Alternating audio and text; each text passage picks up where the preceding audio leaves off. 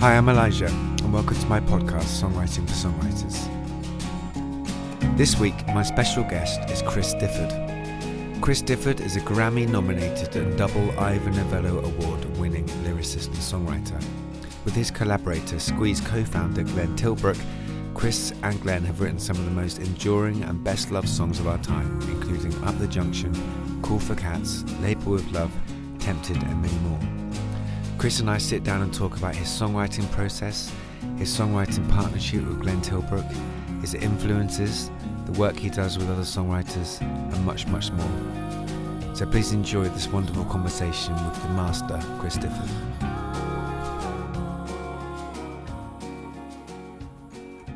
Today on my podcast, I have the great pleasure of being joined by one of my favourite songwriters, Chris Difford. How are you, Chris? Very good. Nice to see you. You too, my friend. How has the year been for you so far? It's just beginning. Just excellent. So I met you on some of your brilliant online song workshops during the pandemic, which were absolutely fantastic. Is that something you love doing, kind of working with a group of songwriters? And what do you get from that yourself as a songwriter and artist? Well, it's just about facilitating friendship, really. It's not about particularly writing songs. It's about getting to know people, hanging out with people, finding out what their weaknesses and strengths are, and just trying to bond them together. It's something I've been doing for a long time, and I totally love it. Fantastic. Yeah, I absolutely love that process. And, you know, as somebody who was a songwriter who just wrote on his own a lot, it completely changed my way of thinking. Working with so many different people, it was a great thing. So thanks for that.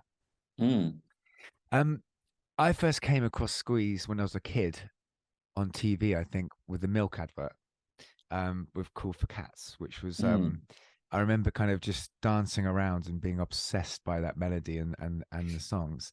And as I understand it, Squeeze was you and Glenn, a songwriting partnership. But it's quite a unique partnership, isn't it? Because it seems, from what I've read and heard you speak about, that you write the words and he writes the melody and song. Is that right? Historically, that's been the case up until maybe 2016, when we got back together and we started to record again. And Glenn started to chip away at the lyrics. He had some of his own ideas. So I think it's a lot more, it's the palette is broader these days than it used to be in the sort of subconscious world. How did you come to that kind of way of working together when you started? Because it's quite a unique way of writing. It was just kind of discovered, really, between the two of us, that my lyrical noodling was more important than my musical wandering. And Glenn was brilliant at kind of putting melodies to words. And so he asked me for some lyrics, and I gave him some lyrics, and that's how it began. And I stopped writing music, and he started writing the music instead. And that's really where the partnership was born. And interestingly, I suppose we never really ever discussed it. Okay. It just became something that we did naturally. It's interesting because I think one of the great things about Squeeze's writing is that musically and melodically, it's so sharp, and beautiful melodies, but also the lyrics are super sharp and funny, and it's almost like bringing the best of two different people creates this really kind of superbly arranged and, you know, lyrically and musically, it's a very kind of special thing. Were you aware of how special that was, you know, as you were working together? No, not at all. I mean, I'm only just discovering it now. In fact, this weekend I was pondering over our career and thinking, my God, that was 50 years well spent. It was, and I think the thing is with songwriting, I think the more you magnify it and question it, the less interesting it becomes. Okay. I think it's, for me anyway, songwriting is, I hate using the word organic, but it is a kind of process of feelings and emotions rather than theories, I think. Yeah, sure. No, I know what you mean. But one of the things about so is having said that, we're about to magnify your songwriting. So sorry if this is a bit painful to some extent, but it's like your lyric writing to me has always reminded me a bit of like there's like a Lennon sort of influence and a sort of Ray Davies influence to me, but also, and I mean this absolutely lovingly, it reminds me sometimes of like the Bash Street Kids because it's kind of like very British and Mm, funny, but you like it kind of you focus on like everyday things, but they are very sort of brought forward in a way which is really relatable and resonates. And it's like heartbreaking, inspiring, but funny. Like I've been listening to your songs on your solo album and in Squeeze, and I will be at one point kind of laughing and then being like really moved and then in admiration of the kind of turn of phrase. As a lyric writer, are you aware of like your of developing, or how did you develop your kind of voice or unique take? Because you have got a very unique observational point, I think, as a lyric writer. Is that just something that came naturally, or is it? How did that come together? Do you think? um, I think lyric writing or writing in general is an expression and it's an extension of your personality. So for me, when I write, whether I'm writing long form or short form or poetry or lyrics, what I'm doing, I suppose, is just expressing how I feel in any one day. So I don't, you know, I don't sort of chase my writing. I let my writing come to me. And that's often quite frustrating because you can sit around for days waiting for ideas to come. And I guess the lesson that you have to learn is not to be disappointed if they don't come, and just when they do come, embrace them and make the most of them. So a lot of lyrics I don't question, I just let them flow. And do you know when a lyric is something that you want to move forward into a song with somebody, or what's your kind of quality control, if you like, or your kind of editing process? I don't really edit as much as I should, really. I think what I do is form a template, and then whoever I'm working with, I then train the lyric around the partnership that I have with whoever I'm working with. So, if I'm working with Paul Carrack or Boo Hewerdine, there's a different kind of freedom lyrically there for me to express myself in a different way than when I'm working with Squeeze or with somebody else. Okay, that's interesting. So like there's different musical collaborators, you can bring out different aspects of freedom in yourself with those different people.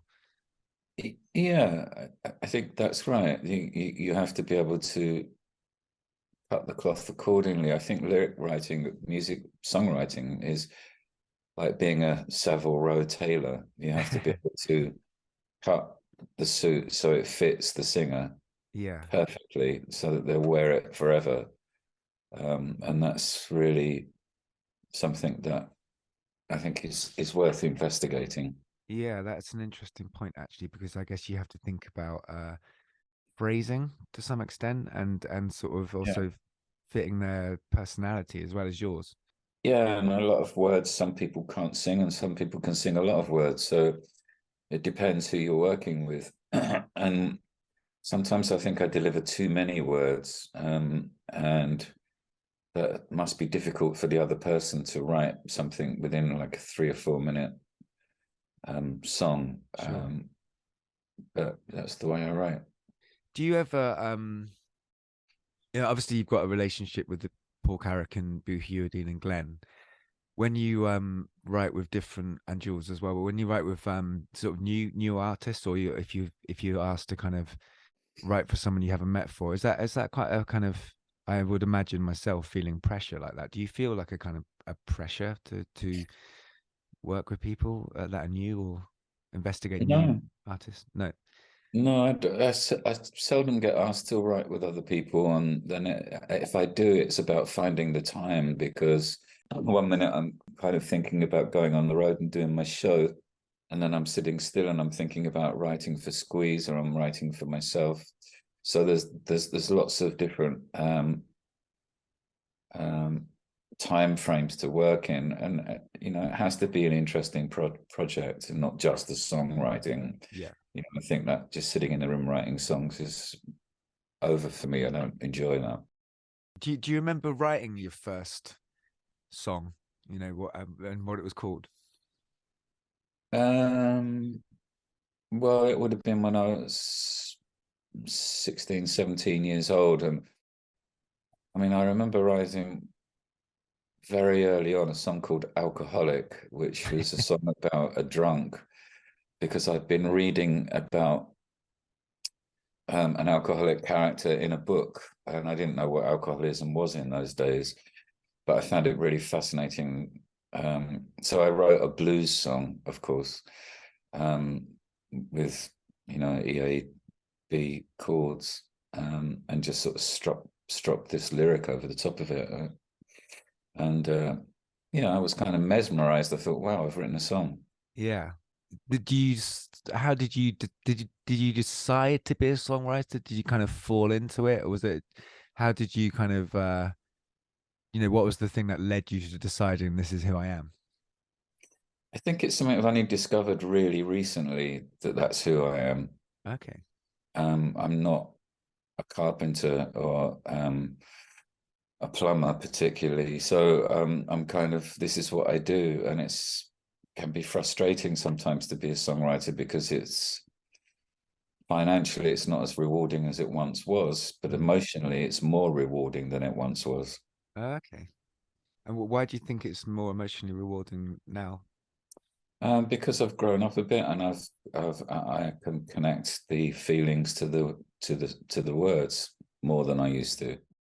Sure, sure. And do you think as a result of that, maybe, do you think your writing's changed over time? The way you approach things, or Yeah,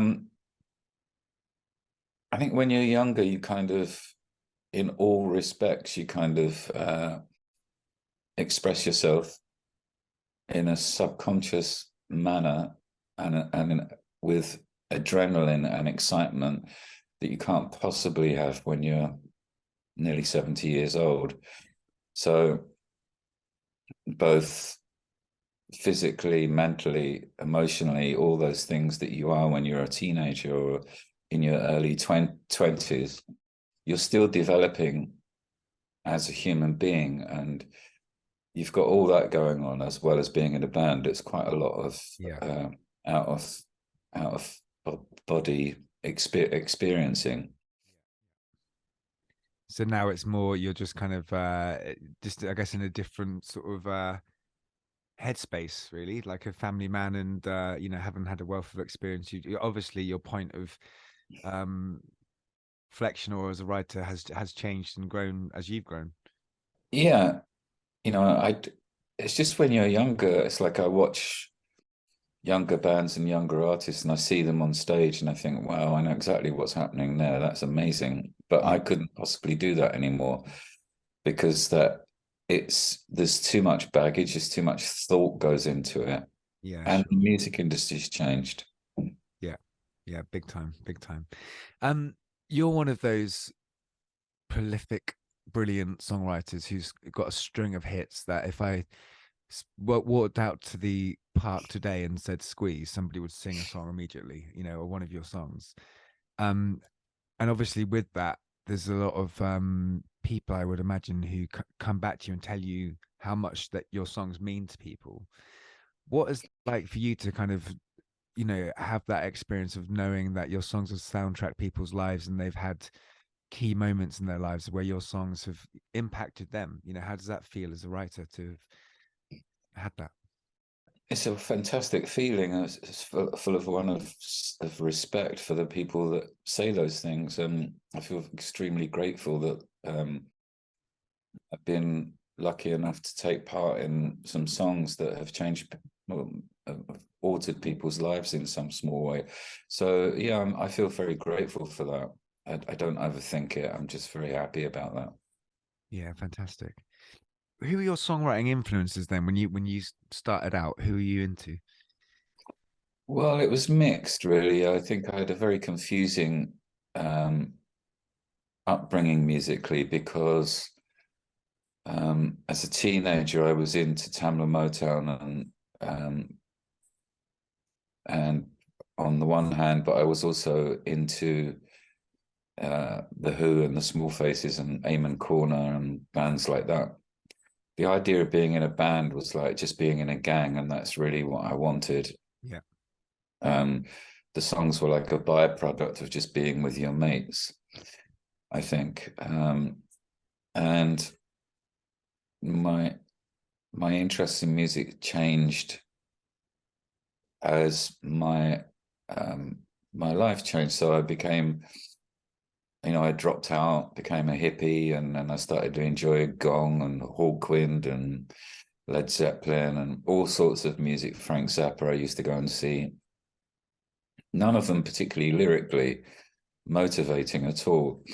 But then there were people like Kevin Ayers who lyrically was something I found very fascinating. Donovan, Nick Drake, the people that really knew how to sort of sharpen their pencil. Yeah. There's interesting. That's very interesting. Um, yeah, Nick Drake is a very much kind of a tragic figure, really. But I actually had some recordings the other day. Someone introduced me to some of his some songs that his mother had written. I don't know if you ever heard that, but Yeah, I've got those records. Yeah, she it, was. Yeah, it's fabulous. It's fantastic to hear her songs, and also kind of you can hear his phrasing a little bit and the influence she must have had over him, which is quite a fascinating thing, I think. definitely Edwardian. What as a music fan, what makes a good song for you when you hear someone else? You know, what kind of what as a what works for you? What kind of stands out and what makes a good song for you? Um, they're few and far between. And the other week, uh, at the Grammys in America, when they chose a Bonnie Raitt song as the best song, I thought, well, I haven't heard that song. Why have they chosen it? So I went and listened to it and the other ones that they chose. And when I listened to it, I just was reconnected with the brilliance that is songwriting, or it Right. can be. And it doesn't come along very often, but there are too many songs, but there are not many that are that great. So I What think they made the right decision there, I think. do you think makes a song great then? The singer, Okay.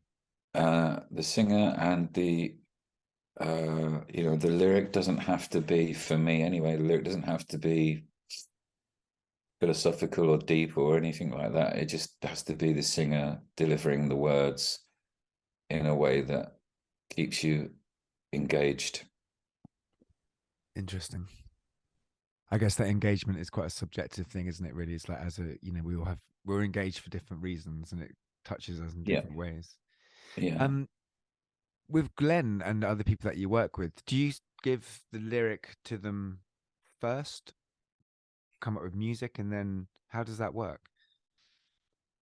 Um, Pretty much with everybody, I give them the completed lyric. A couple of weeks ago, I gave Glenn 12 lyrics.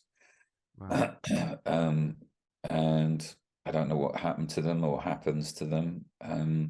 But that's part of the journey of being in a band. You kind of hang out for a while and then you hear them and it sounds amazing. So it must be quite a fascinating thing to give your words to someone, and then they come back with this thing. You know, mm, must be quite a kind of experience, really, because certainly from my point of view, which is something which has changed since your workshops, is that my I've always kind of been in control of all of it, really. And working with Ava in the Gravity Drive, she would bring her kind of harmonies and add to it, but I've always sort of held on to it too much, probably, really. So is there a kind of freedom and enjoyment of like letting something go for you and just seeing what comes back? Yeah, you're kind of going to the shops and getting the ingredients for the cake, and you're letting someone else bake the cake, and then you get to eat it at some point.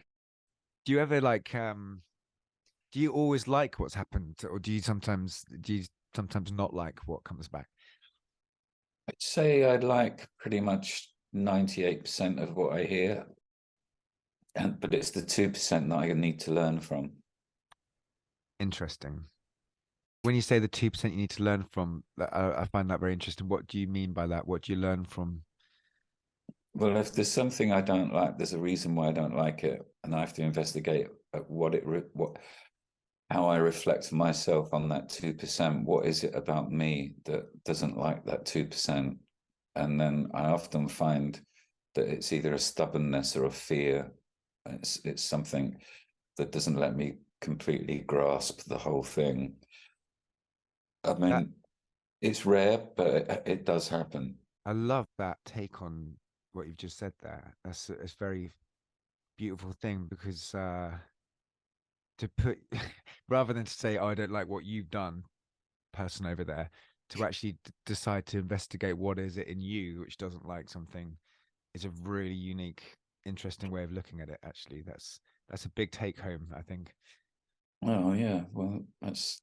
I think it's taken me about 50 years to discover that, but Well, I heard Brian Eno say something once where his daughter had wanted to buy him a Christmas present, and she took him to see a show of an act that she thought he would like. And afterwards, she wanted to impress her dad.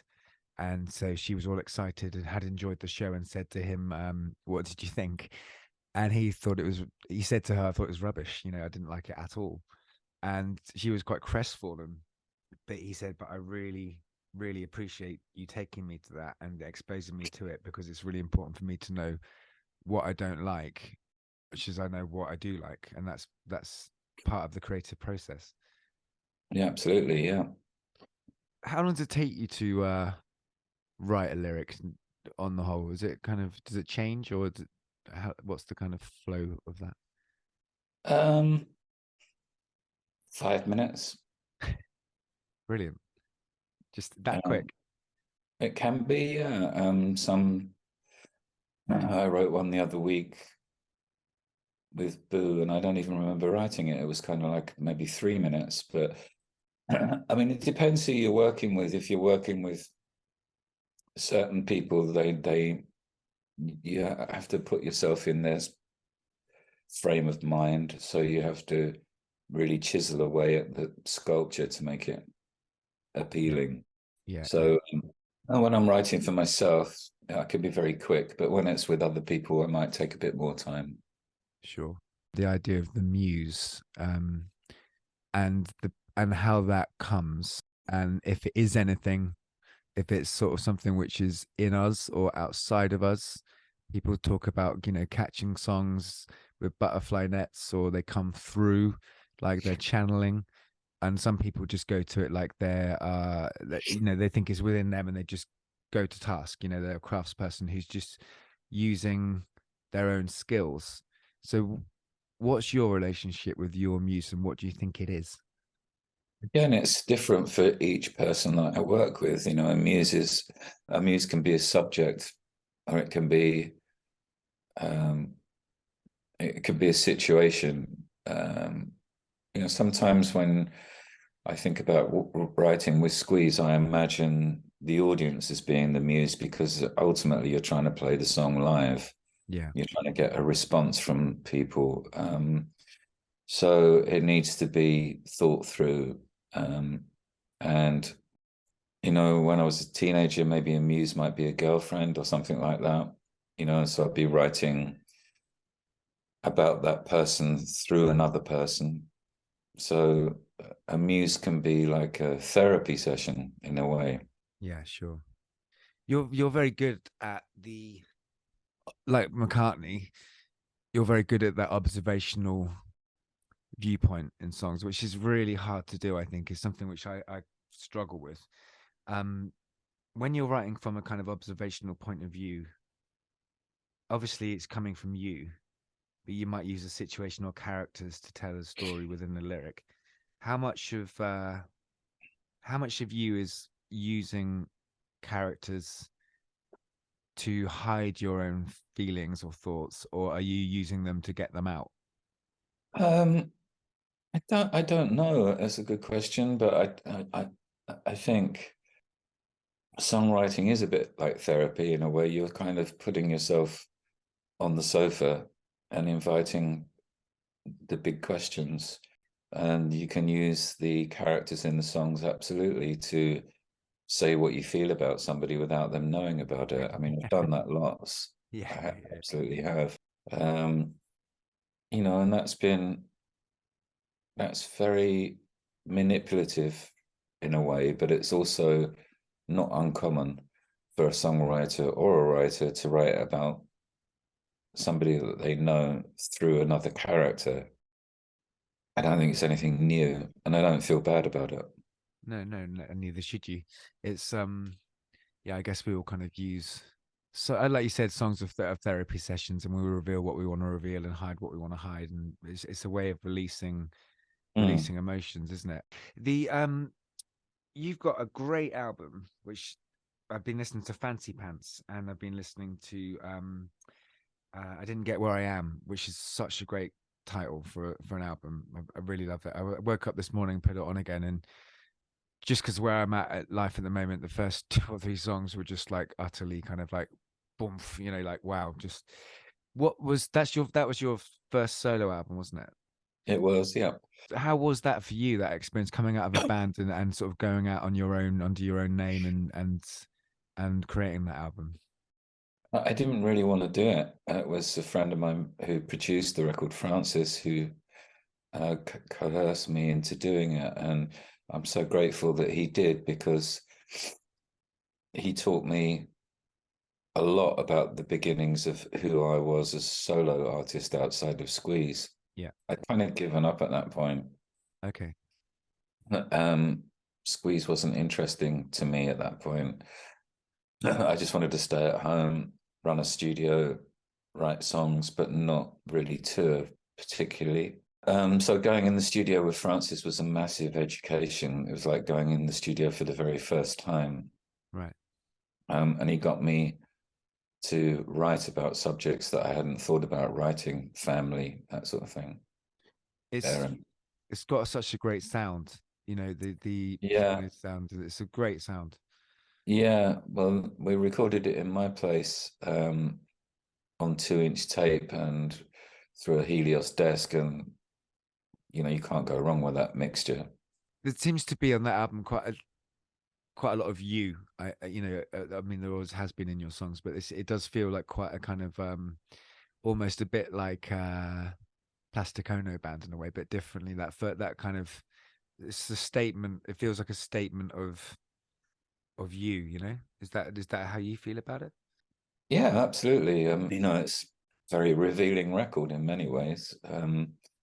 It spoke of the moment, and that's what records should do, I think. It's difficult to, so songs I've been writing recently about the reflection on what it was like to be a teenager. That was a long time ago, so it's easy to reflect that far back now. Sure. Um, but yeah, those are the best songs, I think. As a lyric writer, well, I was when I was in a band, I was signed to well, I'm still in a band, but when I first was in that teenage band, signed to a label and a management deal, and a guy called Dave Ambrose was our A&R man, and when he kind of took me to the side because I was the main songwriter, he said, "Do you read?" And I said yes, and he said, "Right, that's the most important thing you can do as a songwriter is to read." Is that important to you? And if so, what do you read and who do you love?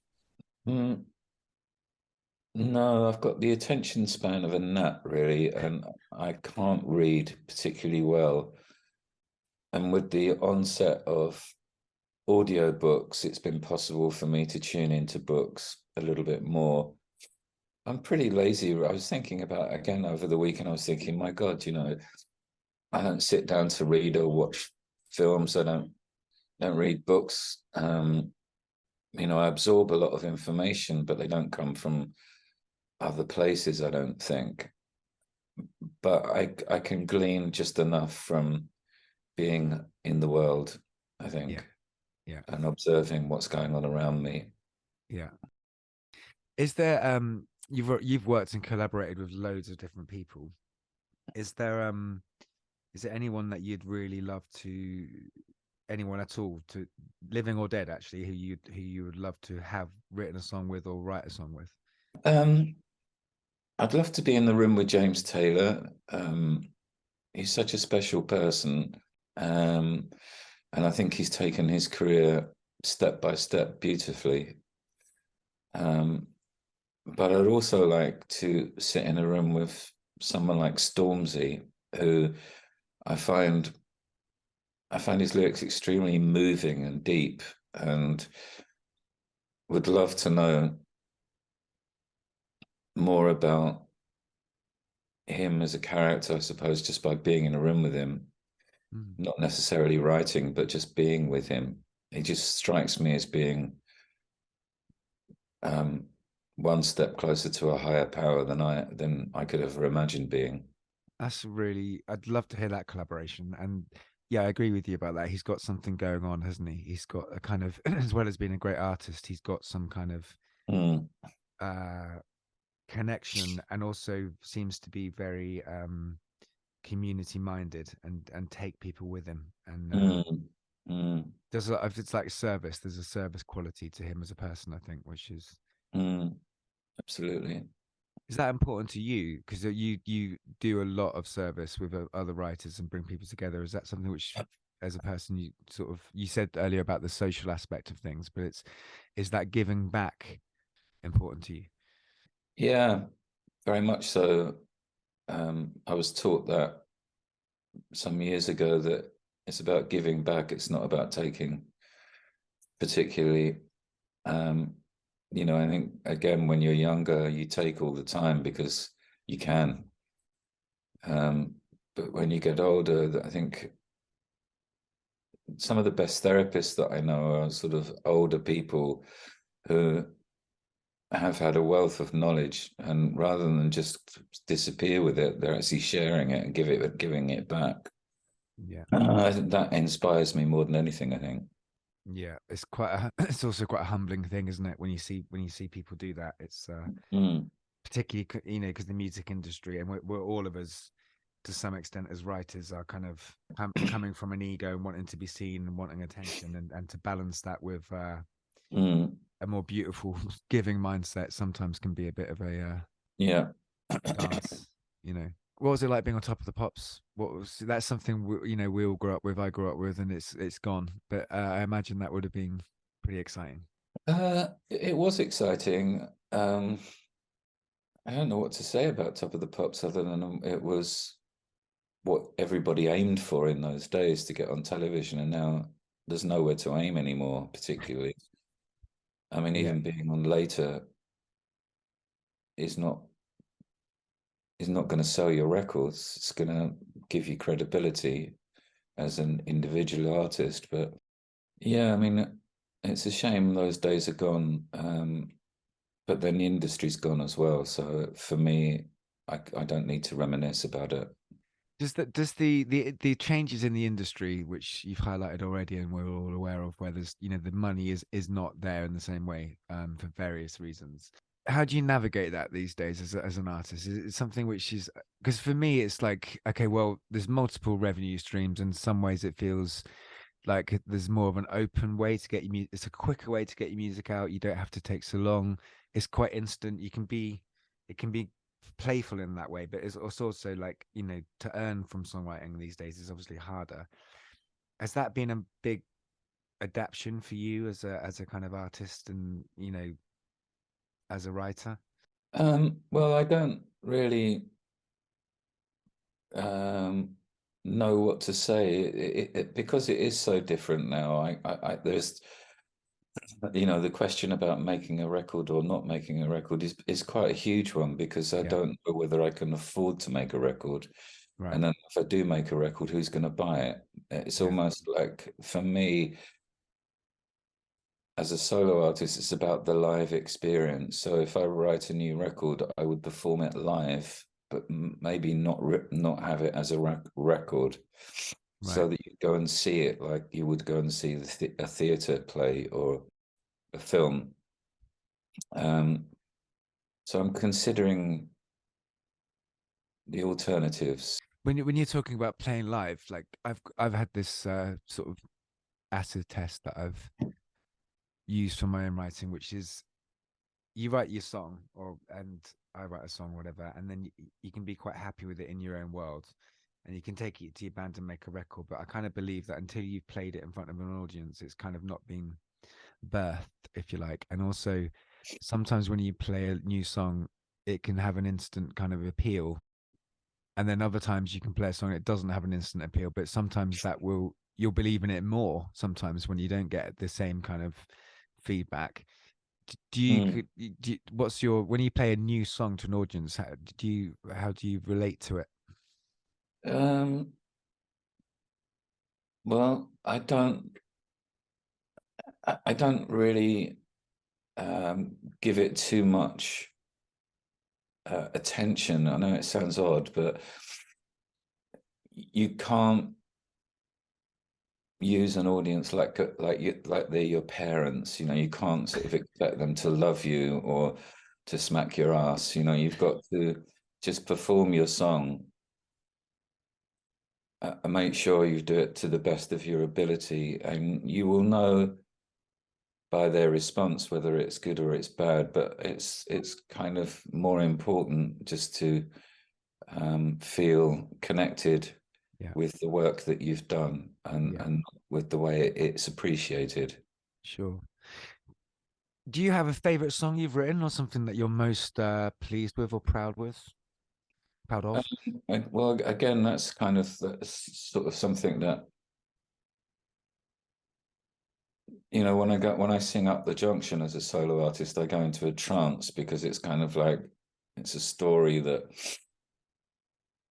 has been there for so many years, and I'm just kind of the person reading it in a way.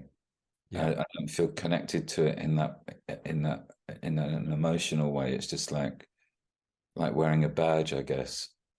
I've tried to cover that song before, and just can't. I could never do it, because the phrasing's so clever and quick, and Yeah. and also the voicing of it's so unique that, having played in bars and done covers, there's some some that are easy to do, and there's some that you kind of, I kind of had to go at it and just thought, actually, the world doesn't need me to sing this. It's already great. It's just like, No, I know what you mean. Let me ask you one more question, then the last question. Okay. Thank you for your time. Here today, and I know the question will change, the answer will change from day to day, minute to minute. But if you could have written any song that ever existed, what would that be?